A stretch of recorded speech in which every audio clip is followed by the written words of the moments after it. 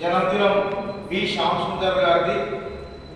మన సౌత్ ఇండియాలో తారనామ్ సార్ కర్వాల్ సాబ్ ఆధ్వర్యంలో ఇక్కడ సౌత్ ఇండియాలో బి శ్యామ్ సుందర్ బర్త్డే సందర్భంగా 3 రోజుల ప్రోగ్రాము. ఈరోజు second day. B Shyam Sundar ఒక ఉద్యమము. తెలుగు 2 రాష్ట్రాల్లో కూడా చాలా మందికి తెలుసు పేరు. బి శ్యామ్ సుందర్ ఉద్యమం చేసినని చెప్తాడు, కానీ అతడు చేసిన ఉద్యమం చాలా మంది తెలుసుకోలేకపోతున్నారు మన తెలుగు వాళ్ళు. విషయం ఏంటంటే, శ్యామ్ సుందర్ సార్ మహారాష్ట్రలో జన్మించి హైదరాబాద్లో ఉస్మానియా యూనివర్సిటీలో బిఏ ఎల్ఎల్బి చేసి గుల్బర్గా ఎమ్మెల్యేగా అయ్యి 1955లో మలక్పేట ఎమ్మెల్యేగా పోటీ చేశారు. ఉమ్మడి రాష్ట్రంలో ఆంధ్రప్రదేశ్లో శాసనసభ స్పీకర్గా కూడా పనిచేశారు. బి శ్యామ్ సుందర్ భారతదేశంలో ఎస్సీ ఎస్టీ ఓబీసీలు అందరూ కూడా మేము ఎప్పుడు కూడా హిందువులం కాదు, మేము మూల భారతీయులం అని చెప్పి ప్రపంచానికి చాటి చెప్పిన బి శ్యామ్ సుందర్ చరిత్ర అందరికీ ఆదర్శంగా నిలవాలి.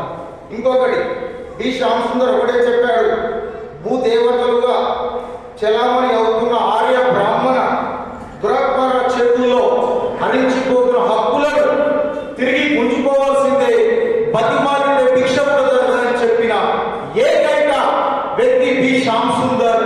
మూల భారతీయుల హక్కుల పితామహుడు, అంబేద్కర్ అడుగుజాడల్లో నడిచిన ఏకైక వ్యక్తి.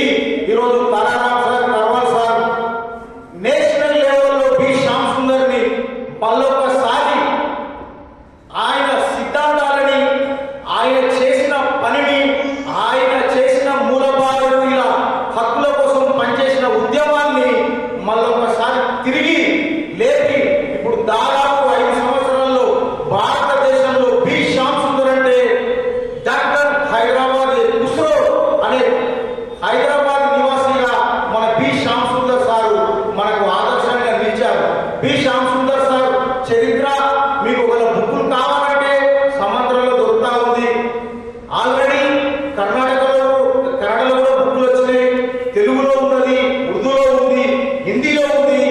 ఈ దేశంలో ఎన్ని భాషలు ఉన్నాయో అన్ని భాషలలో కూడా శ్యామ్ సుందర్ సార్ చరిత్ర, హిస్టరీని మొత్తం బుక్కుల ద్వారా మూల భారతీయుల హక్కుల పితామహుడు బి శ్యామ్ సుందర్ ఏదైతే అతడు పెళ్లి చేసుకోకుండా ఈ సమాజానికి సేవ చేసిన గొప్ప మూల భారతీయుల హక్కుల పితామహుడు అంటే బి శ్యామ్ సుందర్ గారు.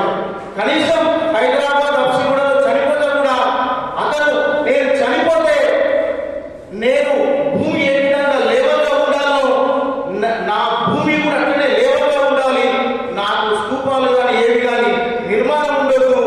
ప్రతి ఒక్క వ్యక్తి కోరుకునేది ఏంటంటే పెద్ద పెద్ద గోడీలు అవి కట్టుకొని నా దగ్గరికి రావద్దు, నేను చేసిన ఉద్యమాన్ని ప్రజలలో తీసుకొని వెళ్ళిపోవాలి.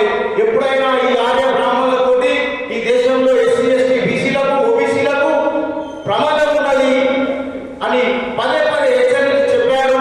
ఈ రోజు అది బలంగా మన రాష్ట్రాలలో, దేశాలలో మనువాదుల సంఖ్య ఎక్కువైపోతా ఉంది. రాబోయే రోజులలో ఇవాళ ఎస్సీ ఎస్టీ బీసీలు మనకు నిజమైన అండ ఏదైతే ఉందంటే అంబేద్కర్ రాసిన రాజ్యాంగమే. ఈ దేశంలో 140 కోట్ల మందికి మనం జీవించాలంటే రాజ్యాంగమే, మనం బతకాలంటే రాజ్యాంగమే, మనం ప్రశ్నించాలంటే రాజ్యాంగమే, మన హక్కులు సాధించుకోవాలన్న భారత రాజ్యాంగం ద్వారానే మనం మరొకసారి భారత రాజ్యాంగం పైన అవహేళన చేసి మాట్లాడినా, అంబేద్కర్ అవహేళన చేసి మాట్లాడినా, రాజ్యాంగాన్ని, అంబేద్కరిజాన్ని మన